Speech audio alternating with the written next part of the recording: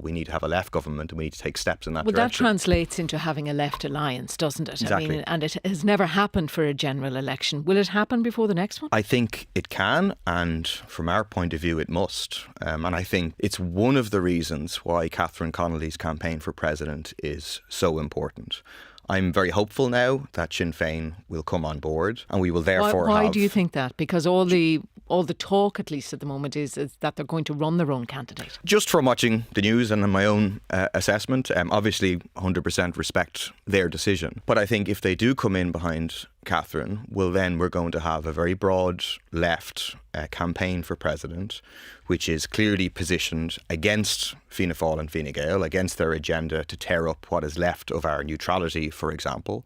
Someone who has a record as a principled voice for peace and for people's welfare. So far what we're seeing, because of the left coalescing around Catherine Connolly, huge numbers of people, thousands and thousands of people who are not involved in any political party have volunteered for this campaign. We have a real people's movement from below.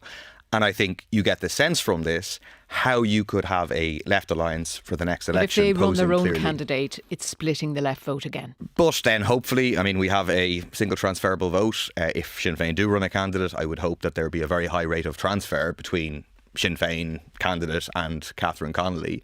And if you look at the opinion polls, if you combine the support for Mary Lou McDonald, who obviously now is not running, and Catherine Connolly, that puts you in the high 30%. And I think with the kind of ground game that our campaign is going to be able to wage, I have every confidence that we can push that up into the 40s and heading towards victory. This is winnable. People have seen the impact of having Michael D. Higgins in the presidency. We understand it's not the government, it isn't determining policy. But in the context of a world moving to the right, having someone who's speaking out against the genocide in Gaza, in defence of neutrality on the housing crisis, has been important. And I think people can see that Catherine would continue in that vein.